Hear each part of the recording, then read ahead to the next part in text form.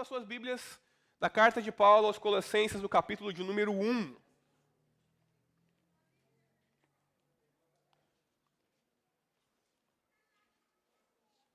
Vamos orar? Senhor, abençoa a pregação da Tua palavra. Me concede graça, discernimento e unção no Teu Espírito para proclamar o Evangelho e aplicá-lo à vida das pessoas que aqui estão. No nome de Jesus, que o Senhor possa abrir a mente e o coração delas para receber a Tua palavra. Que o Senhor lhes conceda o dom da fé para receber a Tua palavra na vida delas e serem transformadas à imagem do Teu Filho Jesus. No nome de Jesus, nós oramos. Amém. Amém, irmãos. Fique com a sua Bíblia aberta. Nós já leremos os versículos 9 a 14 do primeiro capítulo da Epístola de Paulo aos Colossenses. Todos nós, seres humanos, temos alguns instintos naturais que nós compartilhamos com os animais, não é verdade? Por falar em instintos de animais, todos nós achamos belo e maravilhoso, lindo, quando alguns animais cuidam das suas famílias ou dos seus filhotes, ou quando alguns animais formam casais que duram pela vida inteira, como alguns pássaros e, por exemplo, uma espécie de pinguins. Nós achamos lindo e maravilhoso quando essas coisas acontecem, nós vemos alguns instintos refletidos nesses animais. Por exemplo, quando a mamãe pato cuida e protege dos seus filhotinhos, dos perigos e dos predadores ao redor. Quando ela choca os ovinhos, quando ela cuida deles, quando ela os ensina a nadar, quando ela os ensina a serem independentes e a avançarem, então. Nós achamos isso lindo e maravilhoso. Nós não nos cansamos de ver na internet cenas onde pessoas param o trânsito por uma família de patinhos acabar atravessando a rua, a mamãe pato e os seus filhotes. Que pais de primeira viagem, falando agora de nós seres humanos, nunca se pegaram admirando como cuidar daquele ser humano pequeno, frágil, tão delicado, que parece que vai quebrar ao colocar a roupinha nele. Não é, na verdade, um bicho de 7 cabeças. É até mais fácil do que nós imaginávamos. Porque nós temos certos instintos dados por Deus a nós para fazermos certas coisas. E nós precisamos confiar em nosso próprio instinto natural, porque são importantes e dádivas divinas, não é verdade? Contudo, os nossos instintos naturais são apenas isso, naturais, terrenos, servem apenas para esse mundo. O instinto humano, ele não consegue nos levar, por exemplo, ao conhecimento de Deus, da vontade de Deus, à verdade do Evangelho, nem mesmo nos tornar maduros espirituais, nem nos fazer herdar a vida eterna por meio da fé em Jesus. É por isso que quando as pessoas se tornam cristãs, quando Deus age na vida delas por meio do seu poder, fazendo-as ver e compreender, Ele implanta nelas um novo sentido. Na verdade, uma nova natureza, uma semente que as torna capazes, então, de fazer o que elas não eram capazes antes. De perceber a presença de Deus e de sentir o amor de Deus, de receber a orientação de Deus e experimentar a força que vem de Deus para a vida delas. Esse sentido, ele precisa ser nutrido e desenvolvido, assim como os nossos sentidos ou instintos naturais. Nós, eu e você, cristãos, precisamos compreender o que acontece conosco, ou o que está acontecendo conosco à medida que vivemos a vida cristã. E como nós devemos, então, cooperar com a vida divina que há em nós e que está genuinamente crescendo e operando em nós cada vez mais. É sobre isso que Paulo fala na passagem que nós leremos agora, nessa manhã. Sobre como a obra de Cristo nos habilita a crescer constantemente no conhecimento de Deus. Mas não só crescer constantemente no conhecimento de Deus, mas também experimentar o poder de Deus agindo em nós diariamente.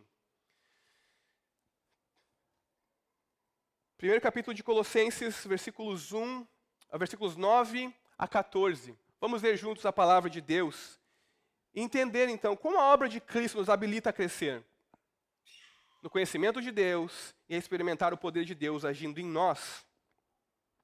Diz assim a palavra de Deus: por esta razão, também nós, desde o dia em que soubemos disso, não deixamos de orar por vocês e de pedir que transbordem do pleno conhecimento da vontade de Deus, em toda a sabedoria e entendimento espiritual. Dessa maneira, poderão viver de modo digno do Senhor, para o seu inteiro agrado, frutificando em toda a boa obra e crescendo no conhecimento de Deus. Assim, vocês serão fortalecidos com todo o poder, segundo a força da sua glória, em toda a perseverança e paciência, com alegria, dando graças ao Pai, que os capacitou a participar da herança dos santos na luz. Ele nos libertou do poder das trevas e nos transportou para o reino do seu Filho amado, em quem temos a redenção, a remissão dos pecados. Até aí, irmãos. Que Deus abençoe a pregação da sua palavra. Amém? Irmãos, então, após Paulo iniciar a sua carta aos Colossenses com ações de graças pela obra de Deus na vida deles, pela frutificação do Evangelho, pela fé e pelo amor dos colossenses, ele agora ora a Deus para que eles sejam cheios do conhecimento da poderosa obra de Cristo na vida deles.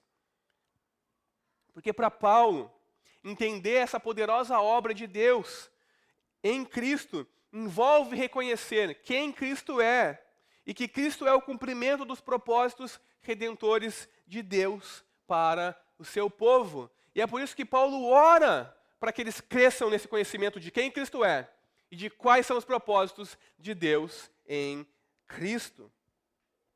Paulo, ele ora para que os colossenses eles cresçam no conhecimento da vontade de Deus, vivam no poder do Espírito em seus afazeres diários, nas suas responsabilidades pessoais, familiares e de trabalho, e que sejam sempre gratos a Deus pela redenção que eles têm em Jesus, para que dessa forma possam avançar sempre, sem parar, e se tornar cada vez mais maduros na sua vida cristã. E eu creio que é exatamente esse o encorajamento que esses versículos nos oferecem, à medida em que nós vivemos a nossa vida cotidiana, a nossa vida diária. Qual o encorajamento? Que nós não precisamos de mais nada além da obra de Cristo na cruz. E que essa obra nos habilita a crescer constantemente no conhecimento de Deus. E a experimentar o poder do Espírito agindo em nós. Como então nós podemos ter a mente de Cristo e nos tornarmos maduros em Cristo? Bom, em primeiro lugar, nos versículos 9 a 10, Paulo fala que nós precisamos crescer no conhecimento da vontade de Deus. Então nós nos tornamos maduros e temos a mente de Cristo crescendo no conhecimento da vontade de Deus, em primeiro lugar. Paulo, ele ora para que os colossenses transbordem do pleno conhecimento da vontade de Deus. Essa frase, irmãos, simplesmente significa o conhecimento do que Deus fez por meio de Cristo. O conhecimento da vontade de Deus é conhecer o que Deus fez por meio de Cristo. Ou seja, o Evangelho, as boas novas da encarnação, vida, morte, ressurreição e ascensão e reinado de Jesus. De que esse mesmo Jesus em breve voltará e governará para sempre. Então, conhecimento da vontade de Deus significa o conhecimento do que Deus fez por meio de Cristo. Por quê, irmãos? Por que isso é importante? Porque entender a poderosa obra de salvação de Deus em Cristo envolve reconhecer e compreender como Cristo é o cumprimento dos propósitos redentores de Deus para o seu povo. E de como Cristo e o Evangelho são o centro de toda a Bíblia, de toda a vida, de todo o universo. Para Paulo e para a Bíblia como um todo, conhecer a vontade de Deus não significa saber o que Deus quer para a nossa vida particular. Quais são os planos de Deus para você? Como, por exemplo, aonde morar depois que me aposentar? Devo me mudar para essa ou para aquela cidade? Com quem eu devo me casar? Com fulano, com ciclano ou beltrano? Ou devo, na verdade, permanecer solteiro? Em qual candidato eu devo votar? Nós estamos agora em época de eleições, basicamente entrando em épocas de eleições. Em qual candidato eu devo votar? Se eu votar no candidato A, eu não sou cristão, dizem alguns. Se eu votar no candidato B, é que eu não sou cristão. E agora? Voto no A ou no B ou não voto em ninguém? Em qual escola eu matriculo o meu filho? Nessa escola, naquela escola, essa escola tem tais valores, essa tem aqueles valores. Será que eu aceito esse emprego ou não aceito esse emprego? Será que eu vou para esse lugar ou vou para aquele lugar? Que idioma eu aprendo além do idioma português do país no qual eu vivo? Essas coisas e inúmeras outras, elas requerem, obviamente, muita sabedoria e discernimento espiritual e, sobretudo, oração, para nós sabermos qual é a vontade de Deus na nossa vida. Mas são orientações específicas e individuais, que não servem de normatividade, ou seja, não funcionam como a norma para todos os crentes. Porque Deus disse que eu devo casar com um europeu. Então agora, não, todos os crentes que eu conheço devem casar, são brasileiros, com um europeu, porque essa é a vontade de Deus para a nossa vida. Não, pode ser a vontade de Deus para a sua vida. Deus disse que eu devo permanecer solteiro a vida inteira. Então, é melhor ser solteiro. Todo mundo deve ser solteiro, porque o casamento traz muitas tribulações. E não sou eu que digo isso, é a Escritura. Paulo, em 1 Coríntios. Então, todos devemos agora ser solteiros. Não, nós temos que orar e discernir qual é a vontade de Deus específica para a nossa vida particular. Mas quando a Bíblia fala da vontade de Deus, que devemos crescer na vontade de Deus, não é esse direcionamento que Deus nos dá, de ir para a esquerda ou para a direita, de fazer isso ou aquilo, de trabalhar nesse ou naquele lugar, de casar com essa ou com aquela pessoa, ou não casar, de mudar para essa ou para aquela cidade, mas de como podemos crescer no conhecimento da obra de Deus em Cristo e aplicá-la à nossa vida diariamente.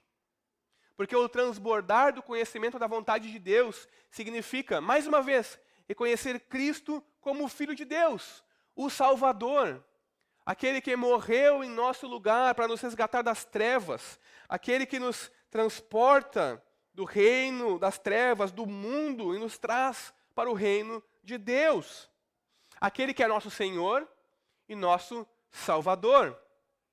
E compreender então que esse Cristo, que é o nosso Senhor e o nosso Salvador, que encarnou, que viveu e morreu sacrificialmente em nosso lugar, é o centro focal. É o centro focal para realizar os planos de Deus e a sua obra de salvação, de chamar um povo para si. Um novo povo que Deus está construindo, que é a igreja. Paulo nos orienta a crescermos nesse conhecimento da obra de Cristo em nossa vida, a cooperar com a vida divina que está genuinamente crescendo em nós e operando em nós por causa dessa obra. Mas como então nós devemos cooperar com essa vida de Deus que está fluindo em nós, com esse evangelho que está gerando vida em nós e nos tornando amigos e família de Deus? Paulo nos dá duas instruções, por meio da sabedoria e do entendimento espiritual. Irmãos, nós sabemos, a partir do Antigo Testamento, e Paulo está aqui imbuído, digamos assim, ou encharcado de pensamentos do Antigo Testamento ao falar com os colossenses, e nós sabemos a partir de Provérbios que o temor do Senhor é o princípio do saber.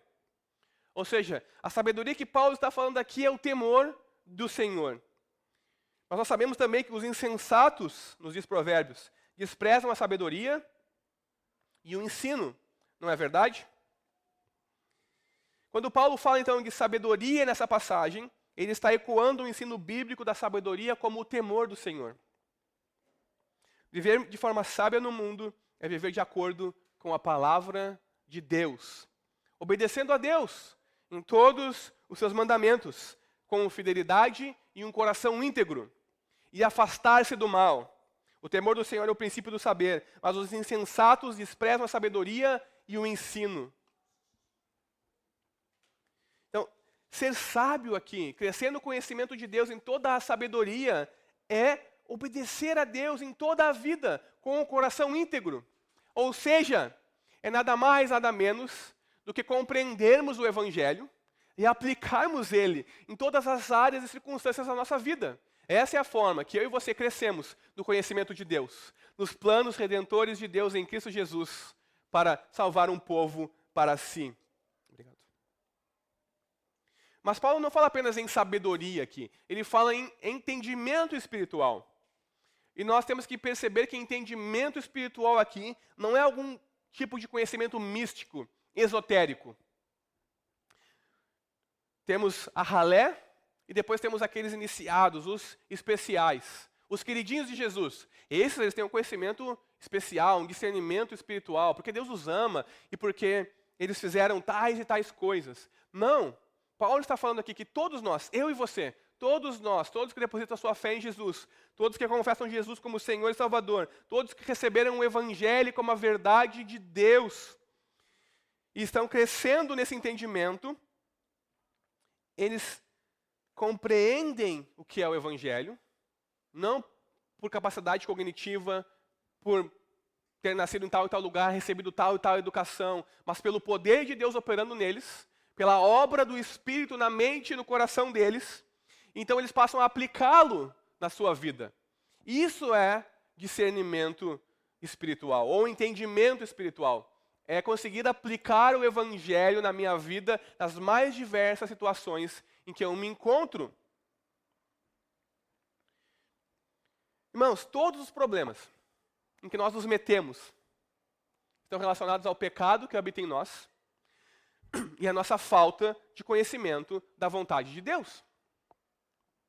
Se nós sabemos qual é a vontade de Deus para a nossa vida, nós não nos meteremos nos problemas que nós rotineiramente nos colocamos, seja no trabalho, nos relacionamentos familiares, em nossos relacionamentos interpessoais. Se nós entendemos, por exemplo, que não é o plano de Deus que nós falemos mal do nosso próximo, mas que o amemos como a nós mesmos, nós não vamos sair fazendo fofoca por aí e às vezes espalhando até coisas que são falsas a respeito de uma pessoa ou outra. E depois nós nos pegamos enrascados num grande problema. Não é verdade? Nós saímos fofocando coisas que nem sabíamos se era verdade, porque nós não nos seguramos a nós mesmos, mas tivemos que falar. E então, descobrimos que era mentira, ou que não era bem assim, ou que aquilo já havia sido resolvido e não precisava ser trazido à tona, porque trouxe apenas dano e vergonha e gerou medo e confusão. Então nós somos pegos ou em mentira, ou em fofoca, ou em vergonha por termos feito tal e tal coisa. Agora, se nós sabemos o plano de Deus, que é falar a verdade em amor, que é amarmos uns aos outros, nós não vamos nos meter nessa furada chamada fofoca ou difamação. Se nós entendemos que o plano de Deus para a nossa vida, enquanto homem, enquanto mulher, é que os prazeres do sexo sejam guardados apenas para o casamento, e que o casamento é entre um homem e uma mulher, um homem biológico e uma mulher biológica, cromossomos XX, cromossomos XY, não tem como ser mais claro do que isso. Então que os prazeres do sexo e a comunhão íntima que nós podemos desfrutar um com o outro é para o casamento, somente para o casamento. E se nós entendemos espiritualmente isso, nós não vamos praticar sexo fora do casamento. Nós não vamos usar o nosso corpo de forma que desonra a Deus, mas nós vamos glorificar a Deus, guardando a nós mesmos segundo a vontade de Deus e desfrutando das coisas segundo o propósito de Deus para nós. Então, o que eu e você precisamos é de sabedoria, por um lado, que é o temor do Senhor, e de entendimento espiritual, que é a aplicação do Evangelho na nossa vida. Exemplos práticos para como crescer, tanto em sabedoria quanto em entendimento espiritual. E aqui nós temos o beabá de Deus. Primeiro lugar, leitura bíblica diária. Constante devoção e leitura da palavra de Deus. Porque nós só vamos entender e crescer a partir da palavra de Deus. Em segundo lugar, oração. Oração não é só um dever. Agora eu sou crente, eu tenho que orar, tenho que fazer esse negócio que eles chamam de oração. Eu tenho que ir lá e antes de fazer alguma coisa eu tenho que pedir para Deus. Não, isso não é oração. Oração é quando nós, humildemente, nos colocamos na presença de Deus e temos comunhão com Deus. Seja por meio de pedidos e súplicas, como Paulo está fazendo aqui pelos Colossenses. Paulo está se colocando diante de Deus e pedindo que eles cresçam em todo o conhecimento de Deus, por meio de sabedoria e entendimento espiritual. A oração não é só um dever de crentes, mas é um privilégio somente para aqueles que têm essa nova vida de Deus agindo neles. Somente para aqueles em quem Deus poderosamente operou por meio da obra e da pessoa do seu Filho, salvação, cujo evangelho pode ser aplicado na vida deles, na minha e na sua vida. Então, leitura bíblica e oração. E talvez o mais rejeitado ou desconsiderado do beabá de Deus, o que nós chamamos de comunhão dos santos. Ou seja, a participação fiel, regular e constante na igreja local. Porque, irmãos, eu e você não temos toda a sabedoria. Eu e você não sabemos orar como convém. Eu e você não entendemos tudo o que está escrito na Bíblia. E nós precisamos uns dos outros para nós crescermos em sabedoria e entendimento espiritual. Eu e você precisamos nos reunir constantemente para sermos lembrados do Evangelho, para aplicarmos o Evangelho nas áreas que estão escuras na nossa mente e no nosso coração. Tudo isso por meio da comunhão dos santos. Não é à toa que Deus designou nos seus propósitos eternos a igreja como seu novo povo, o novo povo reconstituído de Deus e continuidade com o povo do Antigo Testamento. Não é à toa, mas esse é o propósito de Deus, que eu e você sejamos unidos a Deus pela fé e uns com os outros, para que então na comunhão que há dos santos, possamos ser edificados, exortados, consolados, confirmados, treinados, abençoados por Deus. Tudo por meio da sua palavra, proclamada e lida, para a glória de Deus e para o nosso bem. Então esse é o beabá divino, de como ganharmos sabedoria e discernimento espiritual, leitura bíblica, oração e comunhão dos santos. E isso está em completo contraste com a sabedoria do mundo, que diz para nós buscarmos a verdade aonde? Não na palavra de Deus, não em Deus, mas em nós mesmos. Que diz para não acreditar no que Deus disse, mas que diz é verdade. E essa é uma longa e grande tradição demoníaca de nos fazer duvidar. É verdade que Deus disse? Desde o jardim. Somos convidados a acreditar em nós mesmos, não na verdade de Deus. Somos convidados a acreditar na verdade que há em nós, a minha verdade. Somos convidados a não depender de ninguém, ou de coisa alguma, ou de uma instituição, ou mesmo da igreja. Porque tudo o que nós precisamos para ser bem-sucedidos, tudo o que nós precisamos para prosperar, tudo o que nós precisamos para ser felizes, se encontra dentro de nós mesmos. Vejam, essa é a sabedoria do mundo, completamente oposta à sabedoria bíblica. Agora, se nós buscarmos viver da maneira que a Bíblia nos orienta, de forma sábia e com entendimento espiritual, não de acordo com a sabedoria do mundo, não de acordo com o entendimento do mundo intelectual, vou ler os últimos livros sobre psicologia financeira, então eu vou conseguir ficar rico. Vou ler os últimos livros e eu vou ouvir das pessoas mais sábias sobre aconselhamento de casais. Estou com um problema aqui, preciso de terapia. Tenho que ir lá. Eu estou com problemas com o meu passado. Eu não preciso de perdão. Eu preciso de terapia. Eu preciso de que alguém me diga que o culpado não sou eu, que o culpado é a pessoa, a minha criação, a situação em que eu me encontrei. Veja, essa é a sabedoria do mundo. Esse é o conselho do mundo para mim e para você. Agora, se nós buscarmos viver da maneira que a Bíblia nos orienta, de forma sábia e com discernimento, entendimento espiritual, alguns resultados vão acontecer. E o principal deles é que eu e você iremos crescer constantemente em santificação. Uma vez salvos, irmãos, uma vez que o poder glorioso de Deus opera em nós por meio do Evangelho, nos fazendo crer, nos enrolando, nos envolvendo nas suas cordas, nos seus laços de amor, e nos fazendo dar o passo de fé e arrependimento, que é a conversão. A resposta apropriada aos grandes e poderosos atos de Deus de salvação na nossa vida é a santificação pessoal. É isso que Paulo tem em mente quando ele diz para vivermos de modo digno do Senhor, para o seu inteiro agrado.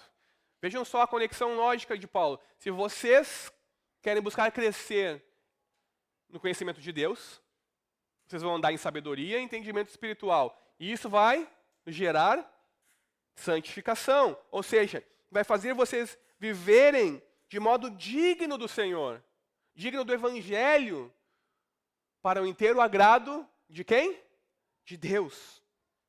Como então viver de modo digno do Senhor? O que é isso? Viver de modo digno do Senhor. Não é tendo uma carteirinha de membro. Não é somente fazer A, B ou C. Mas o próprio Paulo nos diz o que é viver de modo digno do Senhor. Em primeiro lugar, ele nos diz que é frutificar em toda boa obra. Ou seja, mais uma vez, voltamos ao crescer no conhecimento de Deus, que é obedecer aos mandamentos de Deus e amar uns aos outros, à medida que nós vivemos juntos enquanto igreja local. Tudo para a glória de Deus. Então, se nós queremos viver de modo digno do Senhor, nós temos que frutificar em toda boa obra. E Paulo vai nos dizer em Efésios que Deus preparou de antemão, antes da fundação do mundo, todas as boas obras, para que eu e você pudéssemos andar nelas e glorificar a Deus. Ou seja, não é algo que eu e você vamos fazer para garantir a nossa salvação, mas é algo que eu e você faremos, capacitados pelo poder de Deus. Nós já vamos falar sobre isso mais para frente.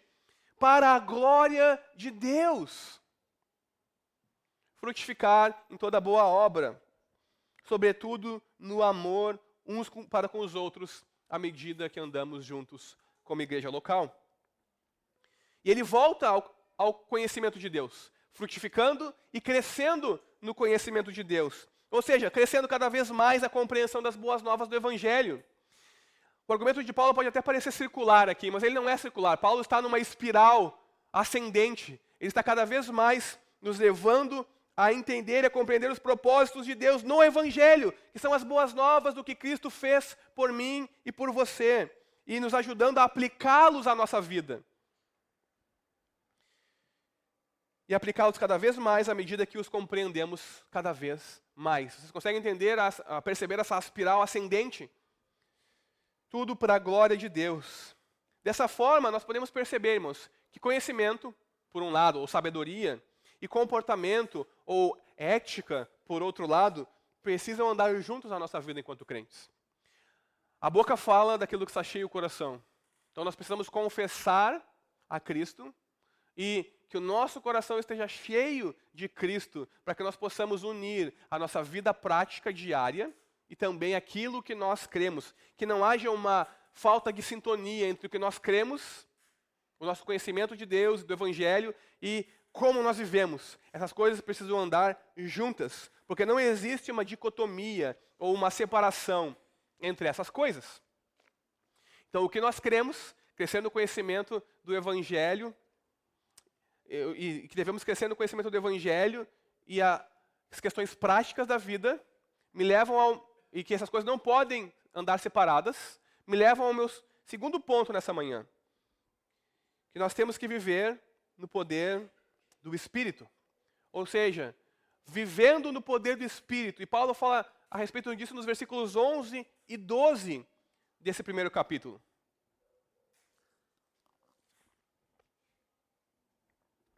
Então, não apenas o conhecimento não nos capacita a obedecer a Deus, mas sem a obediência, ele é inútil.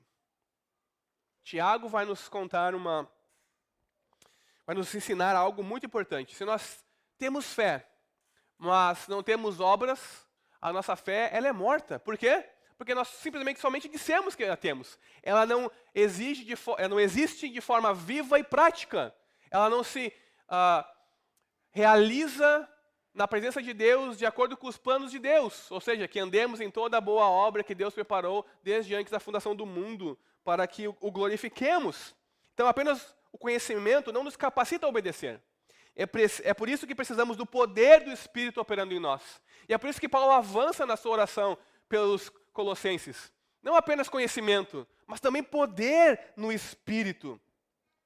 Eles precisam, e assim como eu e você, precisamos não apenas de discernimento espiritual, mas do poder de Deus operando em nós, diariamente, de acordo com a sua vontade, para que eu e você possamos, então, ser capacitados a frutificar, a andar de modo digno, a crescer no entendimento e viver para o inteiro agrado de Deus. Paulo está nos dizendo, irmãos, que para buscarmos ter a mente de Cristo e crescer no conhecimento da vontade de Deus, e então vivemos de modo sábio e cheios de entendimento espiritual, nós precisamos não viver segundo a nossa própria força e segundo o nosso próprio entendimento, segundo a sabedoria que há em nós, mas no poder do Espírito de Deus disponível para nós hoje. A vida cristã, ela é vivida no poder e na dependência do Espírito. E as boas novas do Evangelho é que Deus mesmo concede aquilo que Ele demanda. Deus quer que eu e você o obedeçamos. Então Ele nos concede o poder necessário para que eu e você o obedeçamos. Nós não precisamos viver uma vida espiritual fraca e impotente. Há um poder sobrenatural que opera em mim e em você para nos transformar à imagem de Cristo, para nos fazer crescer em maturidade. E isso é profundamente encorajador. Isso é profundamente encorajador, porque em Cristo o poder de Deus age em nós. E é nosso. Ele não só age em nós, mas ele é nosso. Ele é concedido a nós por Deus. Tudo através do crescimento da pessoa e obra de Cristo em nosso favor.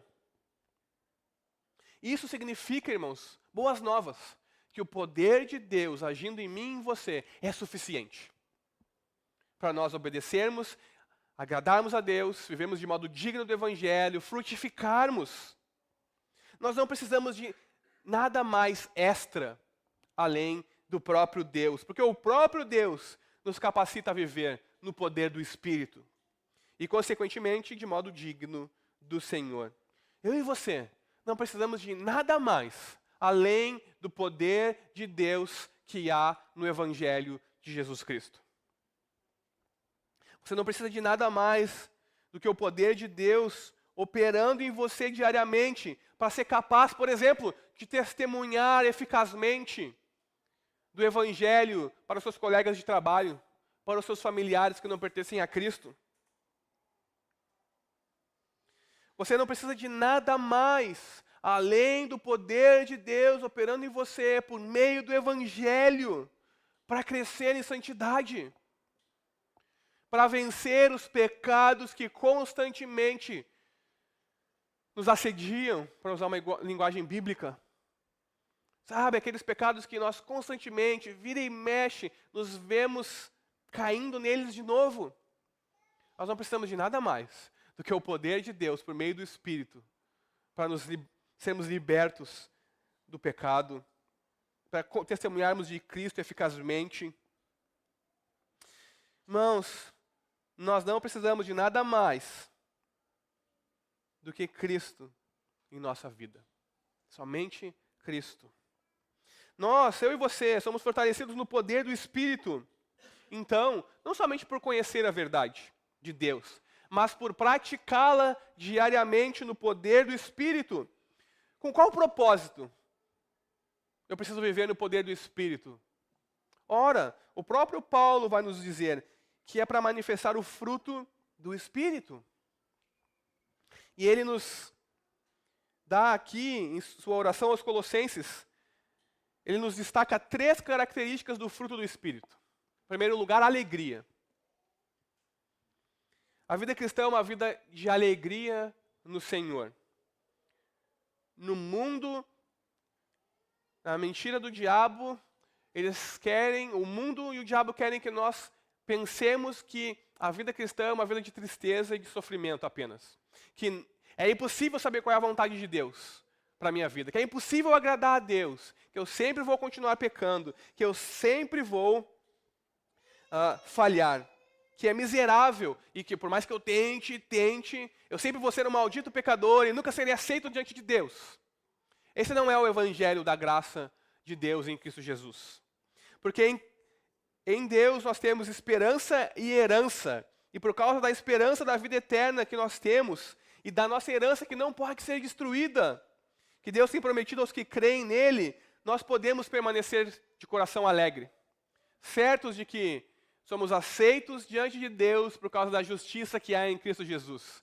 Ele se tornou a nossa justiça, para que nós pudéssemos ser aceitos diante de Deus. Então, a nossa vida diante de Deus, a nossa nova vida, a vida cristã é uma vida de alegria.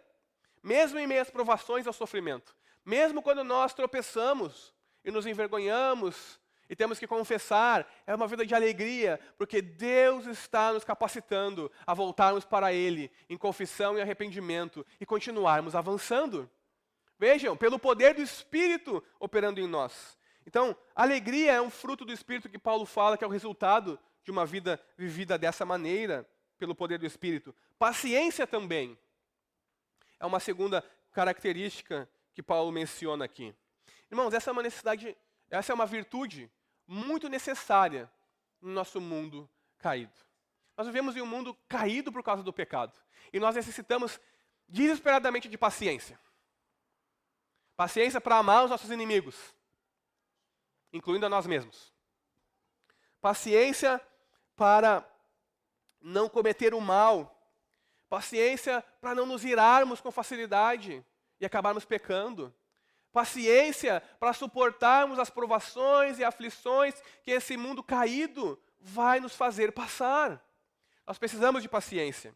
E Agostinho, certa vez, disse que paciência é preferir resistir ao mal e não cometê-lo, em vez de fazer o mal. Vejam, paciência é essa virtude de resistir ao mal, de não cometer, de não ceder, em vez de fazê-lo, para a glória de Deus. Uma terceira característica que Paulo menciona é a perseverança. Perseverança que é o resultado de crescermos no conhecimento da vontade de Deus e de vivermos no poder do Espírito em nossa vida. O resultado é que eu e você seremos fiéis, fidelidade, perseverança. Deus vai nos guardar pelo seu poder, vai continuar operando em nós, nos fazendo avançar sempre, até o dia em que Ele virá nos buscar, até o dia da ressurreição, onde novos céus e nova terra serão feitos pelo poder de Deus, e onde não haverá mais morte, pecado e o diabo, porque Deus terá vencido esses inimigos. Vejam então que a verdadeira espiritualidade cristã não são experiências místicas, não são entrar em transe e êxtase, nem uma vida ascética, me privar de tais alimentos, me privar de tal e tal coisa, nem certos rituais, nem conhecimento esotérico, ou seja, um conhecimento reservado para alguns, ou qualquer outra fórmula humana, mas uma vida de alegria, de paciência e de perseverança, à medida em que crescemos no conhecimento do Evangelho e o aplicamos na nossa vida diariamente pelo poder do Espírito para a nossa santificação e para viver de modo a agradar o Senhor em tudo. Essas coisas, irmãos, elas precisam nos levar a sempre dar graças a Deus pela capacitação que temos nele a participar da herança dos santos na luz, Paulo vai dizer. E luz aqui é bondade, justiça e verdade de Deus, como Paulo vai dizer em Efésios 5:9. Ou seja, é o reino de Cristo.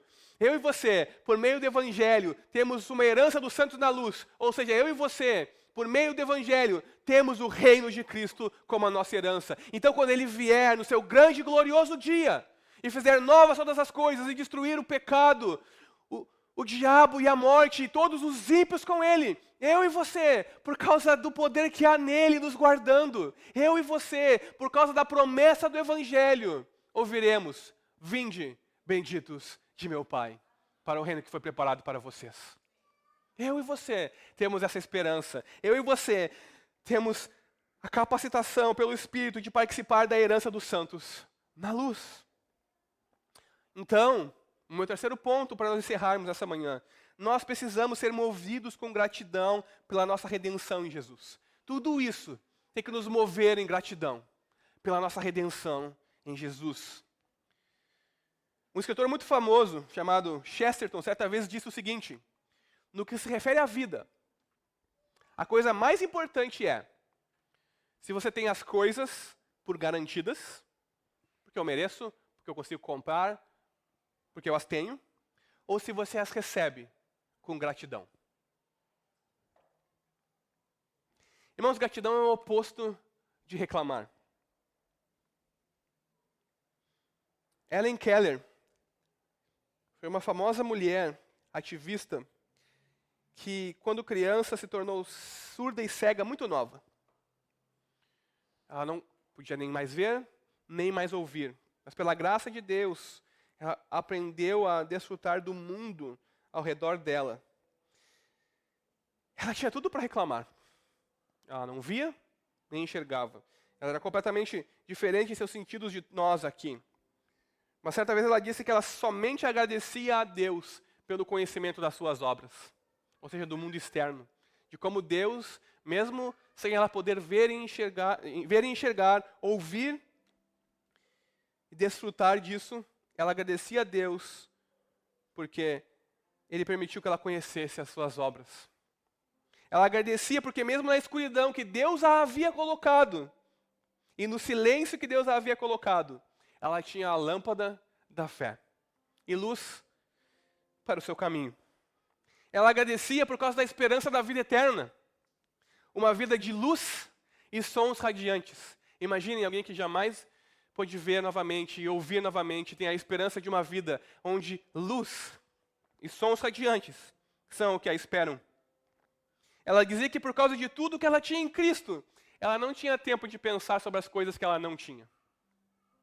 Ou que tinham sido negados a ela por causa desse mundo e do pecado. Isso é gratidão. É entendermos que em Cristo Jesus nós temos a redenção. E nós temos que ser gratos, mesmo não tendo tudo o que queremos. Mas ser gratos por tudo que Deus nos dá. Porque tudo o que recebemos é um dom de Deus para nós.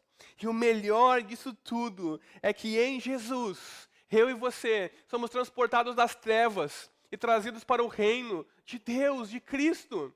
Todos nós conhecemos a história, uns mais, uns menos, mas todos nós conhecemos a história do povo de Israel no Egito. E de como eles foram libertados da escravidão de Faraó, por meio de atos poderosos de Deus. E de como Deus os tirou do Egito e lhes deu uma herança.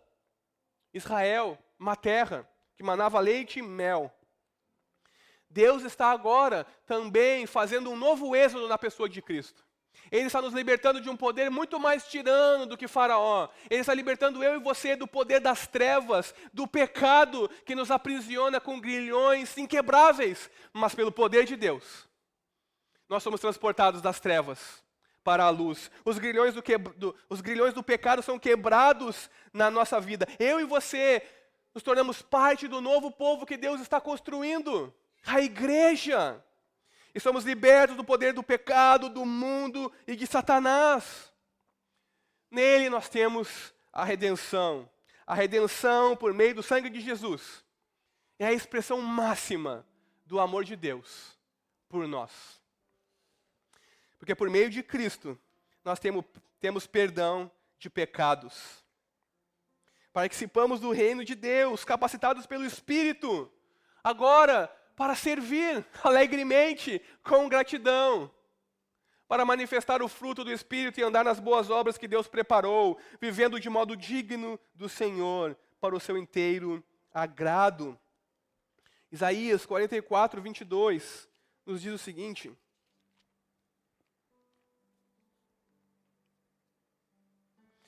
desfaço as suas transgressões como a névoa, e os seus pecados como a nuvem. Volte para mim, porque eu o remi.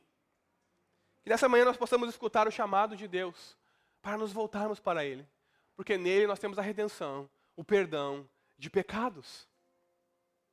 Que eu e você possamos tomar posse da dádiva gratuita de Deus, da herança dos santos na luz, da participação no reino de Deus, em sua bondade, justiça e verdade. Tudo por meio da fé, somente por causa da pessoa e da obra de Cristo.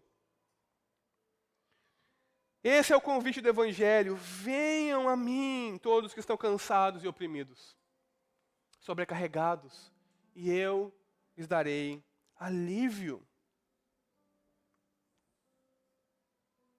Que nós possamos, irmãos, com sabedoria, entendimento espiritual, aplicar o Evangelho às nossas vidas. E então nos desvencilharmos dos pecados e dos problemas e vivermos de modo digno e de inteiro agrado a Deus. Vamos orar?